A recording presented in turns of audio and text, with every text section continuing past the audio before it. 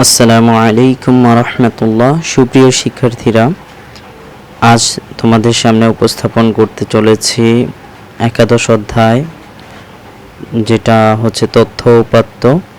এই একাদশ অধ্যায়ের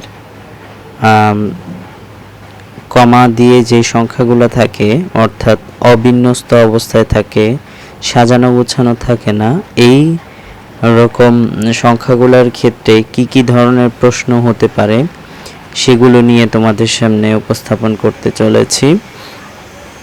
তো আমরা সর্বপ্রথম 9 নম্বর অঙ্কটির অনুশীলনী 11 এর 9 নম্বর অঙ্কটির উদ্দীপকগুলো খেয়াল করি। উদ্দীপকে যে 25 জন শিক্ষার্থীর বার্ষিক পরীক্ষায় প্রাপ্ত নম্বর দেওয়া আছে।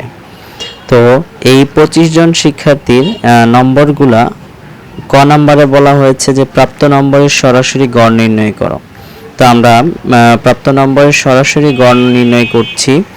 সরাসরি গড় নির্ণয়ের জন্য আমরা জানি গড়ের সূত্র হচ্ছে যে উপাত্তসমূহের সমষ্টিকে যদি উপাত্ত সংখ্যা দ্বারা ভাগ করি তাহলে সেটা গড় পাওয়া যাবে, অর্থাৎ উপাত্তসমূহের সমষ্টি ভাগ হচ্ছে উপাত্ত সংখ্যা, এটি হচ্ছে গড়। তাহলে আমরা সর্বপ্রথম উপাত্তসমূহের সমষ্টি বের করে নিব। এর ক নাম্বার, উপাত্তসমূহের সমষ্টি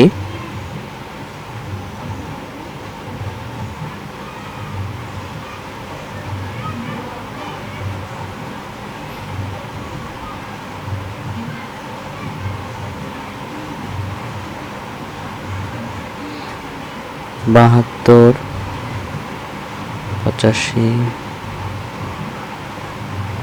78, 84,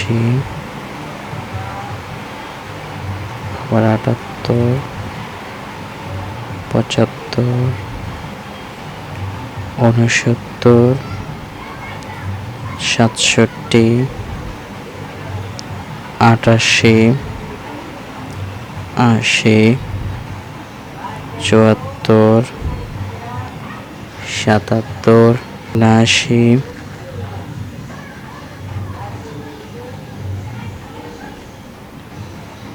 69, 74, 73, 83,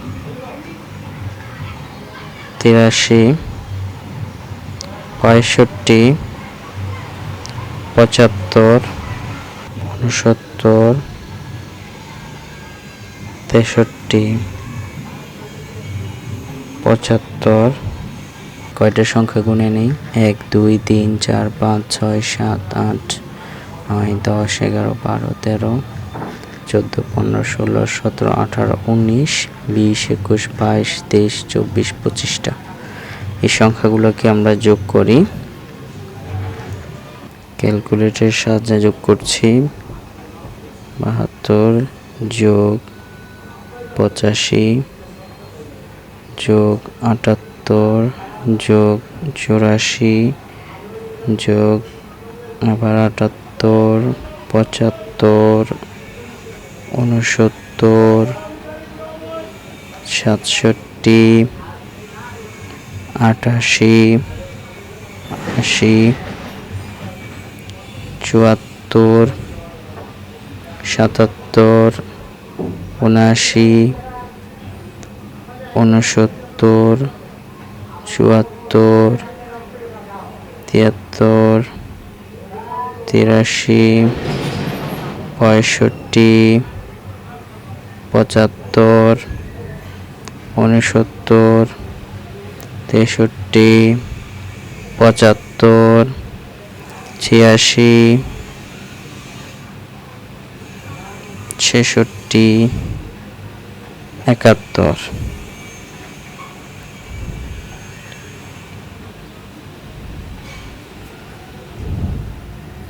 তাহলে সবগুলো যোগ করলে আমরা পাচ্ছি 1875।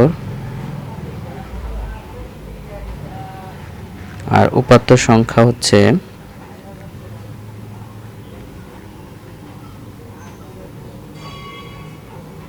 উপাত্ত সংখ্যা হচ্ছে 25টি। অতএব নির্ণেয় গড়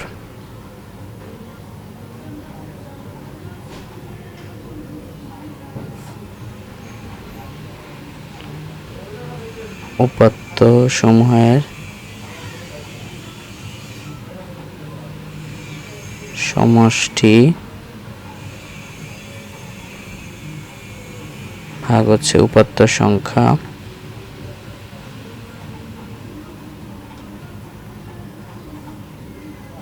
উপাত্ত সমূহের সমষ্টি হচ্ছে 1875 আর উপাত্ত সংখ্যা হচ্ছে 25।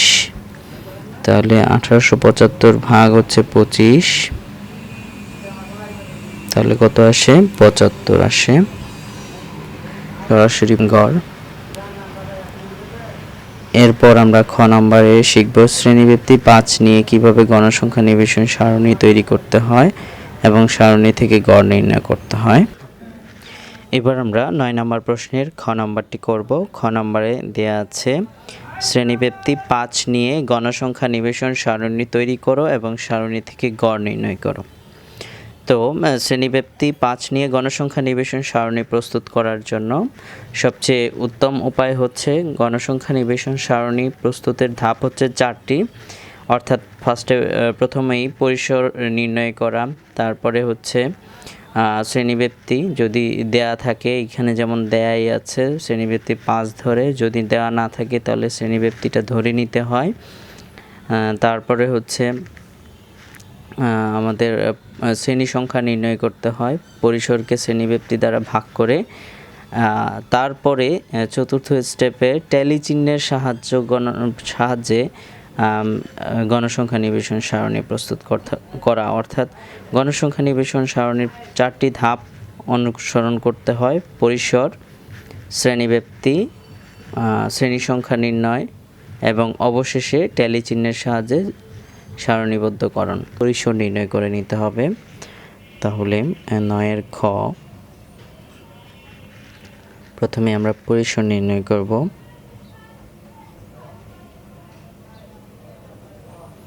পরিসরের সূত্র হচ্ছে সর্বোচ্চ সংখ্যা বিয়োগ সর্বনিম্ন সংখ্যা।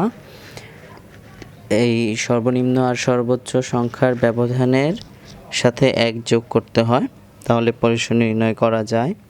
তাহলে সর্বোচ্চ সংখ্যা, আচ্ছা আমি লিখে নিই সূত্রটা, সর্বোচ্চ মান বা সংখ্যা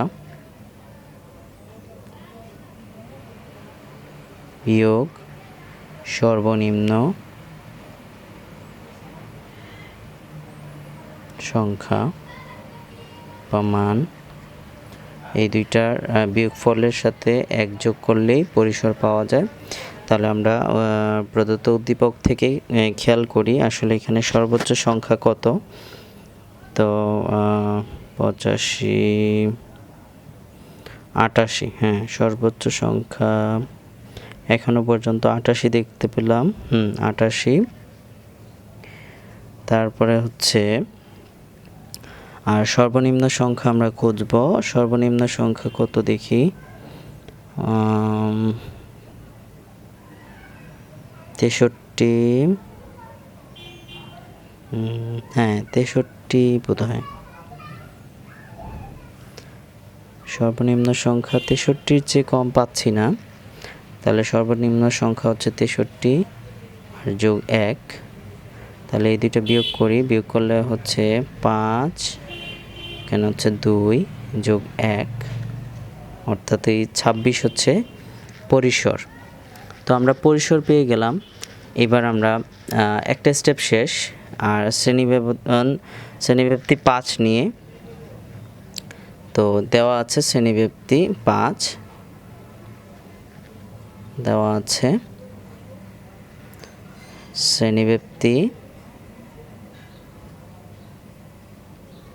শ্রেণীব্যক্তি সমান 5 নিয়ে গণসংখ্যা নিবেশন সারণী প্রস্তুত করতে 2টা স্টেপ শেষ, পরিসর, শ্রেণীব্যক্তি। এবার শ্রেণীব্যক্তিকে যদি আমরা পরিসর দ্বারা ভাগ করি তাহলে শ্রেণী সংখ্যা পেয়ে যাব যে কয়টা শ্রেণী দিতে হবে। তাহলে আমরা শ্রেণী সংখ্যার সূত্র লিখছি এখন। শ্রেণী সংখ্যার সূত্র হচ্ছে পরিসর ভাগ হচ্ছে শ্রেণী ব্যক্তি।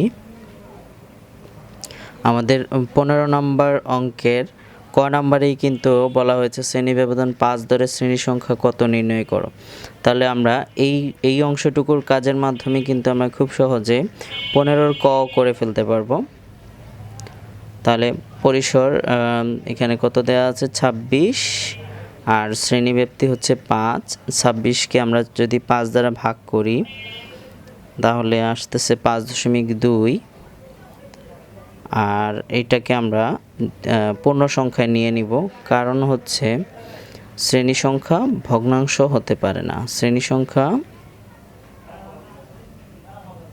ভগ্নাংশ বা দশমিকে প্রকাশ হতে পারবে না।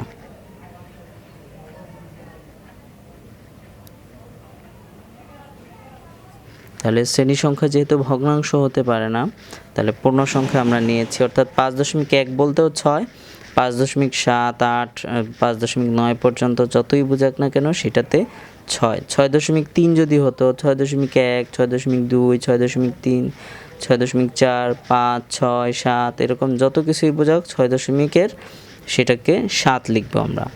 এইভাবে শ্রেণী সংখ্যাগুলো লিখতে হয়। তাহলে শ্রেণী সংখ্যা হচ্ছে কত 6। তাহলে এইবার আমরা ছক আঁকানোটা খুব সহজ করে সহজভাবে আমরা ছক আঁকাতে পারবো।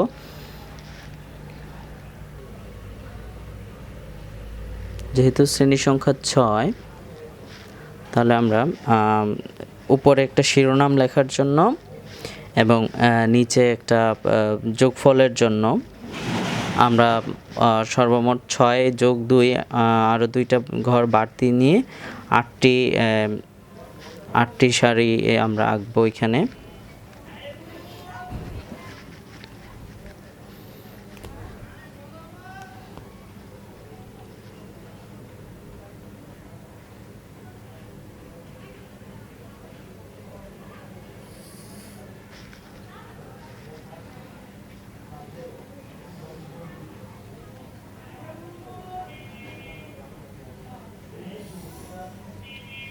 একটি,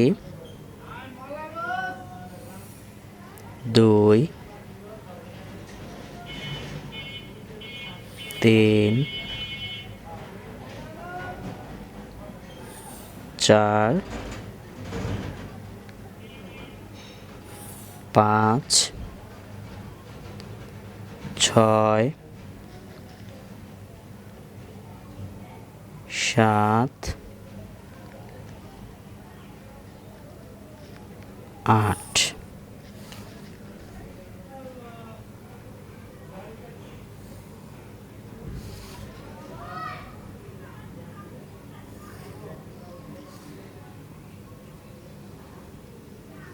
পেন্সিল দিয়ে আঁকলে সুন্দর হবে, পেন্সিল দিয়ে ছকগুলো আঁকা ভালো। তো আমি এখানে সর্বপ্রথম শ্রেণীব্যাপ্তি বসাবো। শ্রেণীব্যাপ্তি, তো আমাদের সর্বনিম্ন সংখ্যা যেহেতু 63, এই 63 থেকে আমরা গণনা শুরু করব। 63, 64, 65, 66, 67, অর্থাৎ 63কেও আমরা গণনার মধ্যে রাখব।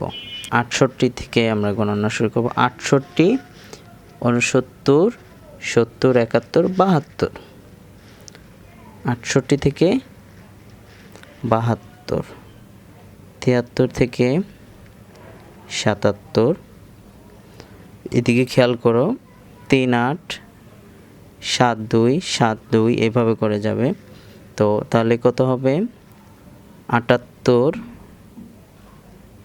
এখানে আসবে হচ্ছে 82, 5 করে করে গুণে নিতে পারো, 83, 87, 88 থেকে 92। আমরা শ্রেণীব্যাপ্তি দিয়ে দিলাম।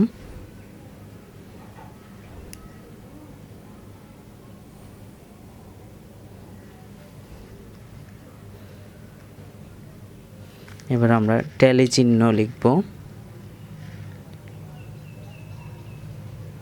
ট্যালি চিহ্ন,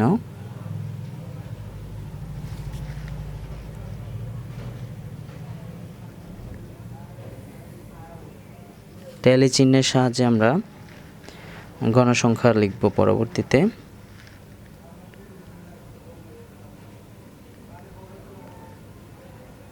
যাই হোক, তোমরা একটু ঠিক করে নিবা। গণসংখ্যার FI পর্যন্ত এরিয়া দরকার, এই জন্য আমি এটুকু মুছে দিয়েছি। তারপরে আমরা যেটা করব, শ্রেণী মধ্যমান নিব। শ্রেণী মধ্যমান, এটা হবে xi, আর শেষের ঘর হবে fi ইন্টু xi।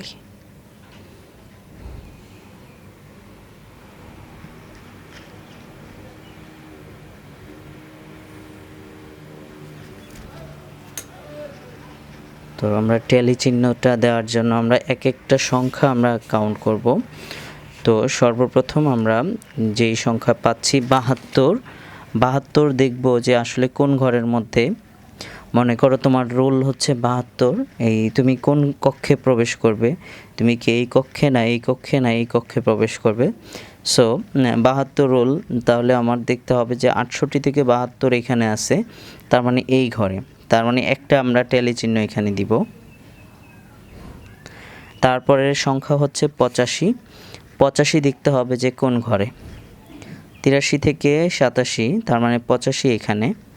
তারপরে হচ্ছে 78 সংখ্যাটি কোথায়, এখানে। তারপরে 84 সংখ্যাটি হবে এখানে। তারপরে হচ্ছে 78 হবে এখানে। তারপর 75 এইখানে।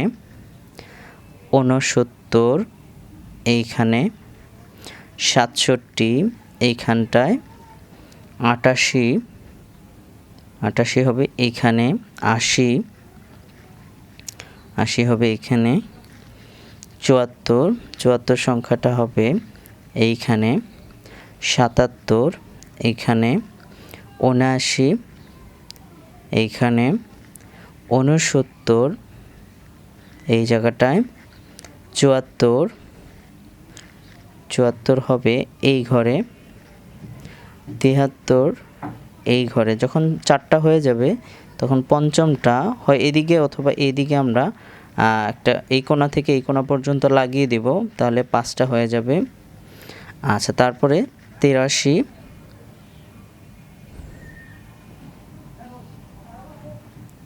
এইখানে।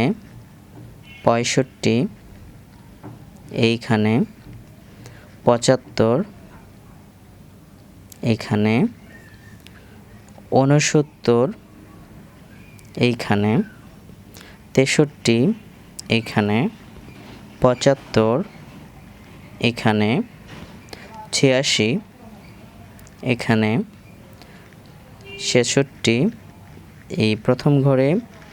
71 এই ঘরে। তাহলে আমরা ট্যালি চিহ্নের সংখ্যাগুলো আমরা কাউন্ট করে দেখি আসলে 25টা সংখ্যা হয় কি না, যেহেতু 25টা তথ্য দেয়া আছে এখানে। তো 4 5 9 আর হচ্ছে এখানে 7, 9 7 হচ্ছে 16 আর এদিকে হচ্ছে 9। হ্যাঁ, 25টাই আছে। তাহলে আমরা গণসংখ্যাগুলো লিখে ফেলি। এখানে 4, এখানে গণসংখ্যা হচ্ছে 5, এখানে গণসংখ্যা হচ্ছে 7, এখানে গণসংখ্যা হচ্ছে 4, এখানেও গণসংখ্যা 4, এইখানে 1। তাহলে টোটাল গণসংখ্যার যোগফলকে আমরা n দ্বারা প্রকাশ করব। তাহলে 4 যোগ 7 যোগ 5 যোগ 4 যোগ 4 যোগ 1 মিলে হচ্ছে 25, অর্থাৎ 25।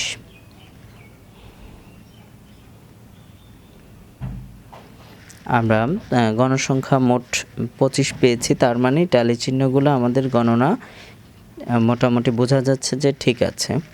এখন শ্রেণী মধ্যমান আমরা কিভাবে নির্ণয় করব? শ্রেণীব্যাপ্তির নিম্নসীমা আর ঊর্ধ্বসীমা, অর্থাৎ এই দুইটা সংখ্যা যোগ করে 2 দিয়ে ভাগ করলে আমরা শ্রেণী মধ্যমান পেয়ে যাব। তাহলে 63 63 যোগ 67 130 ভাগ হচ্ছে 2, তাহলে কত হবে 65 অর্থাৎ 65। তারপরে সংখ্যা 5 করে খালি মানে যেহেতু শ্রেণী ব্যবধান 5 করে বাড়তে থাকবে 70 75 80 85 90। এই হচ্ছে শ্রেণী মধ্যমান xi এর মান। আর এখানে সর্বশেষ ঘরে দেখো যে গড় নির্ণয়ের জন্যই কিন্তু আমাদের এই ফরম্যাটগুলো তৈরি। শুধু যদি কখনো বলা হয় প্রশ্নে যে শ্রেণীব্যাপ্তি 5 ধরে গণসংখ্যা নিবেশন সারণী প্রস্তুত করো, তাহলে শ্রেণীব্যাপ্তির ট্যালি আর গণসংখ্যা পর্যন্ত লিখলেই কিন্তু চলবে। আর যদি বলা হয় সারণী থেকে গড় নির্ণয় করো, তাহলে এই 2টা কলাম বাড়তি দিতে হবে। আর এই ঘরের কাজটাও তোমরা একটু বোঝার চেষ্টা করো। এফআই বলতে বোঝাচ্ছে গণসংখ্যা, আর এক্সআই বলতে বোঝাচ্ছে শ্রেণী মধ্যমানকে। তো এফআই এবং এক্সআই এর মাঝখানে গুণ, অর্থাৎ এই 2টা গুণ করব। 4 গুণ আমরা 65 দিব, তাহলে কত আসে 260। তারপরে একইভাবে 5 গুণ 70 5 7 35, তার মানে 350। 7 গুণ 75, এটাও আমরা গুণ করে দেখি, তাহলে 525। তারপরে 4 গুণ 8 4 8 32, তার মানে 320 হবে। 4 গুণ 85, তাহলে 4 5 20 340 হবে। 4 গুণ 85 340, আর 90 একে 90। এই সবগুলোকে যোগ করার মাধ্যমে, অর্থাৎ এফআই এক্সআই এর যোগফলকে আমরা সংক্ষেপে লিখতে পারি সামেশন এফআই এক্সআই, অর্থাৎ সামেশন এই চিহ্নটা দ্বারা যোগফলকে বোঝাবে। এই চিহ্নটা দ্বারা কি বোঝাবে? যোগফলকে ইন্ডিকেট করবে। তার মানে এখানে সবগুলার যোগফল হচ্ছে সামেশন এফআই এক্সআই, অর্থাৎ এফআই এক্সআই এর যোগফল। এফআই এক্সআই এর যত সংখ্যা আছে সবগুলোকে যোগ করলে সামেশন এফআই এক্সআই হবে।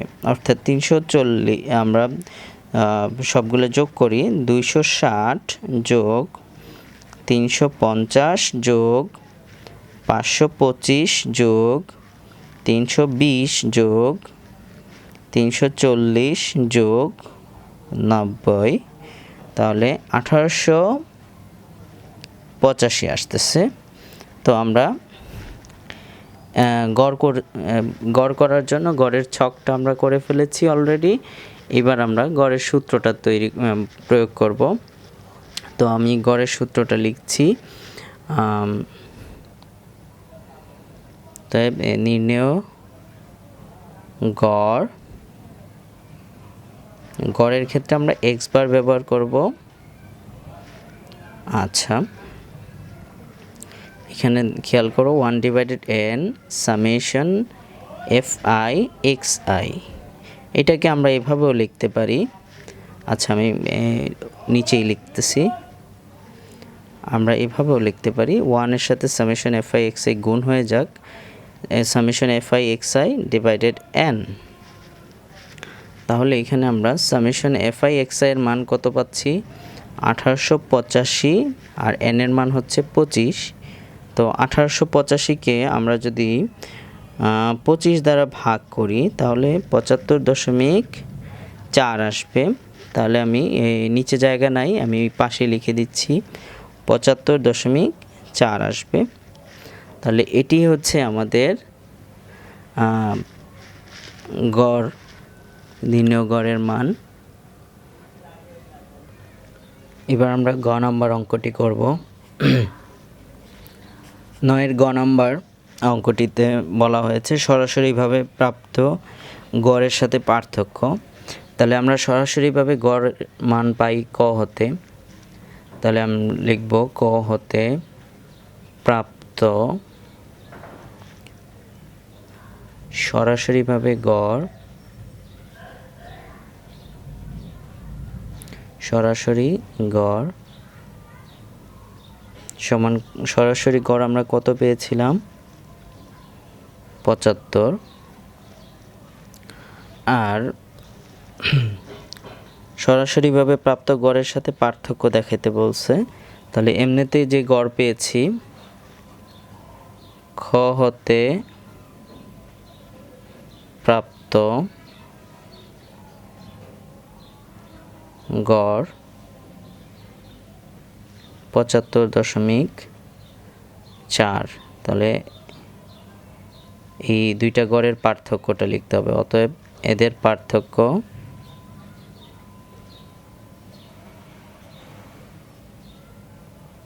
৭৫.৪ বিয়োগ ৭৫, তাহলে হবে ০.৪। আশা করি তোমরা বুঝতে পেরেছ।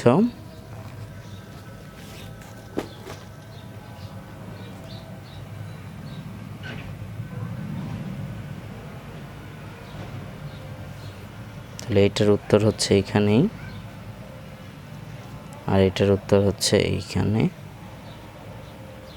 এটা হচ্ছে গ নাম্বারটি। এবার আমরা এই ৯-এর উদ্দীপক দিয়েই আমরা এই ধরনের কিভাবে এই ৯-এর উদ্দীপকটা ব্যবহার করে আমরা প্রচুরক ও মধ্যক নির্ণয় করতে পারি। তার জন্য সর্বপ্রথম আমাদের যেই বিষয়টা খেয়াল করতে হবে সেটা হচ্ছে আমাদেরকে আগে উপাত্তগুলোকে বিন্যস্ত করে নিতে হবে, মানের ঊর্ধ্বক্রমে সাজিয়ে নিতে হবে। তাহলে আমরা সর্বপ্রথম উপাত্তগুলোকে বিন্যস্ত করে নিই।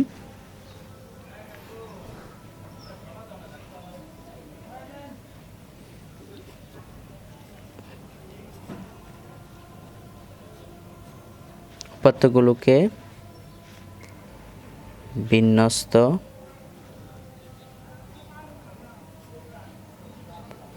বিন্যস্ত করি। আচ্ছা, উপাত্তগুলোকে বিন্যস্ত করছি আমরা। তো সর্বনিম্ন সংখ্যাটি হচ্ছে ৬৩, সেটা আমরা আগে লিখি। তারপর ৬৩ দেখব যে আর কোথাও আছে কি না, না ৬৩ একবারই। তারপরে আমরা ৬৪ খেয়াল করব ৬৪ আছে কি না কোথাও। ৬৪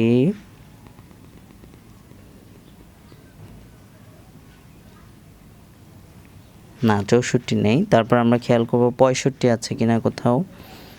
৬৫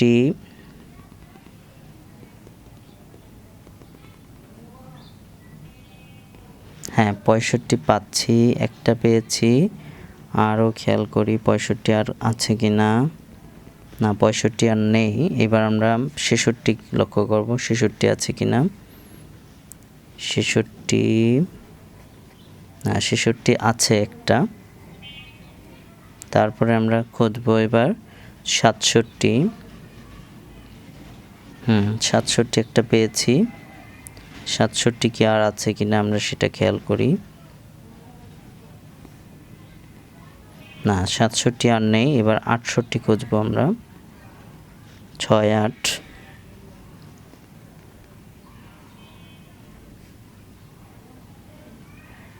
না, আমরা ৬৮ পাইনি। এবার ৬৯ খুঁজব। ৬৯ একটা পেয়েছি। ৬৯ তিনটা পেয়ে গেছি অলরেডি। এবার আমরা খেয়াল করব ৭০ আছে কিনা। ৭০ না, ৭০ নাই। এবার আমরা ৭১ পেয়ে গেছি। ৭১ লিখলাম। ৭১ দেখি কয়টা, একটাই কিনা। হ্যাঁ ৭১ একটা। এবার ৭২ খুঁজব। ৭২ একটা পেয়েছি। এবার ৭৩ খুঁজব।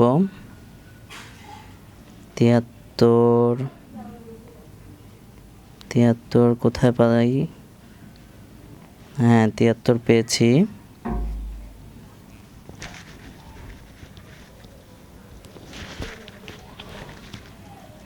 ৭৩ একটা পেয়ে গেছি। এবার ৭৪ দেখব। হ্যাঁ ৭৪ আছে। ৭৪ কয়টা আছে। ৭৪ দুইটা পেয়ে গেছি অলরেডি।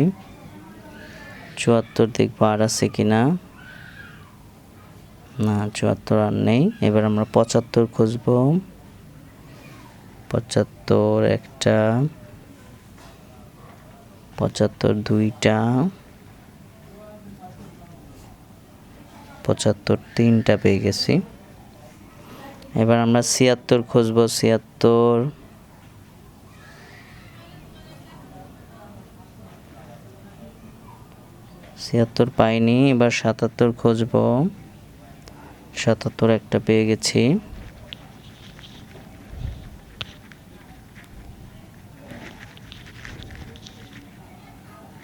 77 পেয়েছি। 78, 78 একটা, 2টা, 78 2টা পেয়েছি।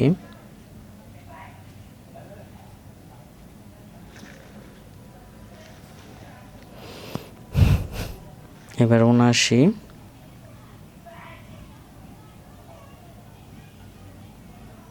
79 একটা। এবার 80 খুঁজবো। 80, 80 একটা পেয়েছি। 80 আর নাই। এখন 81 খুঁজবো। 81, 81 নাই। এবার 82 খুঁজবো আমরা।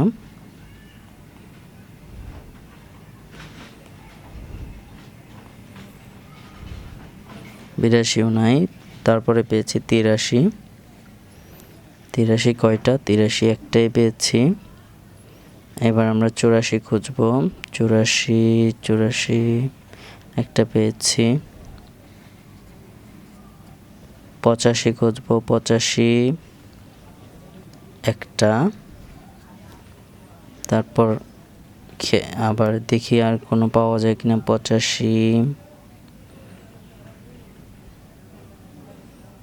না, 85 আর নাই। 86 খুঁজবো।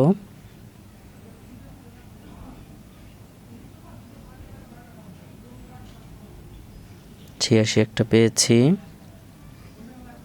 এবার 87 খুঁজবো।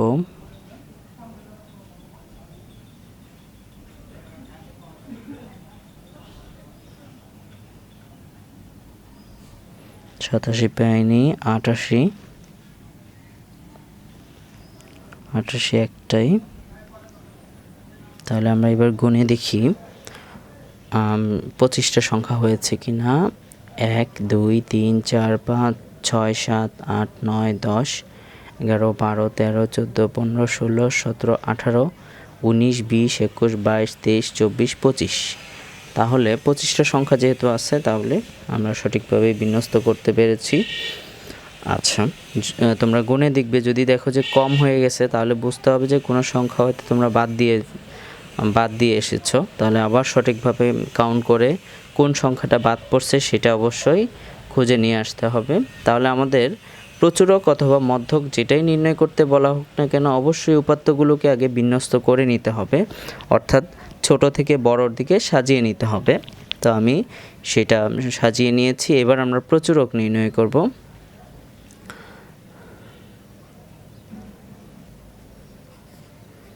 প্রচুরক এখানে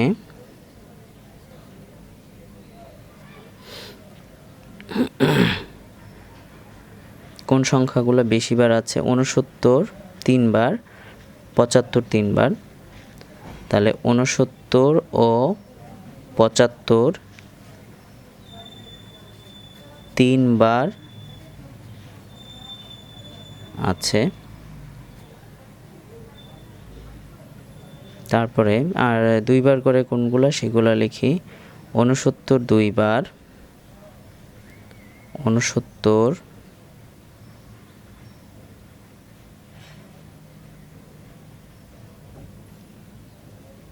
69, 74, তারপর হচ্ছে 78,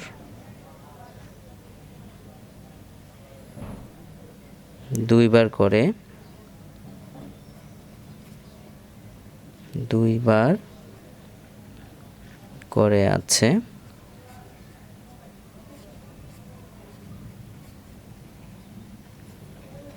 এবং বাকি বাকিগুলো একবার রয়েছে। তো যেহেতু এটাও 3 বার এটাও 3 বার, তাহলে সর্বোচ্চ বার এই দুইটা সংখ্যাই রয়েছে, তাই অতএব নির্ণেয় প্রচুরক হবে 69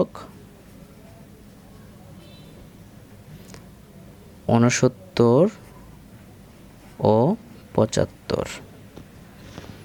এই দুইটা সংখ্যাই কিন্তু নির্ণেয় প্রচুরক। যদি কখনো দেখা যায় যে কোনো সংখ্যাই একের বেশি রিপিট করে নাই, অর্থাৎ পুনরাবৃত্তি করে নাই, প্রত্যেকটা সংখ্যা কমপক্ষে একবার করে আসে, তাহলে সেক্ষেত্রে প্রচুরক নেই লিখতে হবে। তাহলে প্রচুরক চাওয়া হোক আর মধ্যক চাওয়া হোক, আগে উপাত্তগুলোকে বিন্যস্ত করে নিতে হবে। আমি একবারই বিন্যস্ত করা অবস্থা থেকে মধ্যক এবং প্রচুরক দুইটাই বের করে দেখাচ্ছি।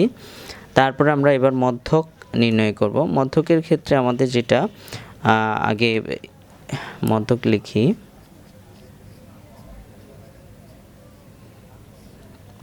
মধ্যকের ক্ষেত্রে আমাদের প্রথমে যেটা সাজিয়ে নিতে হবে, তো সাজানোটাই আমি আবার ব্যবহার করছি, এজন্য আর নতুন করে সাজাচ্ছি না।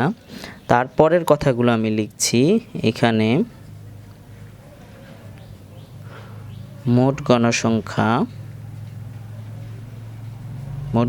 অর্থাৎ এখানে উপাত্ত সংখ্যা যতগুলা সেগুলা মোট গণসংখ্যা n। মোট গণসংখ্যাকে আমরা এর আগেও দেখেছি যে n দ্বারা আমরা মানে মোট গণসংখ্যার যোগফলকে বোঝাই। তাহলে মোট গণসংখ্যা n সমান এখানে হচ্ছে 25টি, তাই না? 25, যা জোড় না বিজোড়? বিজোড়। তাহলে মধ্যকের ক্ষেত্রে কিন্তু দুইটা সূত্র, একটা জোড়ের ক্ষেত্রে একটা বিজোড় সংখ্যার ক্ষেত্রে। যদি মোট গণসংখ্যা দেখা যায় যে n সমান যদি জোড় হয় তাহলে এক সূত্র, আর বিজোড় হলে আরেক সূত্র।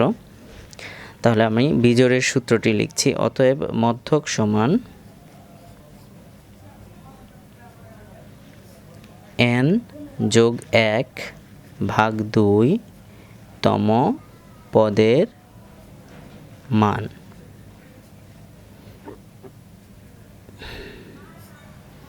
তাহলে n এর মান হচ্ছে 25, তাহলে 25 যোগ 1 ভাগ 2 তম পদের মান, তাহলে 26 ভাগ 2 তম পদের মান। তাহলে 26কে আমরা যদি 2 দ্বারা ভাগ করলে সেটা আসবে হচ্ছে 13 তম পদের মান। এরপরে যেটা আমাদের করতে হবে, গুনতে হবে 13তম পদ কোথায়। এই যে আমরা উপাত্তগুলোকে বিন্যস্ত করেছি এই কারণেই কিন্তু, যাতে এখানে আমরা সুন্দরভাবে গুছিয়ে সেই সংখ্যাটা পেয়ে যাই। তাহলে 13 নম্বর সংখ্যা খুঁজতে হবে।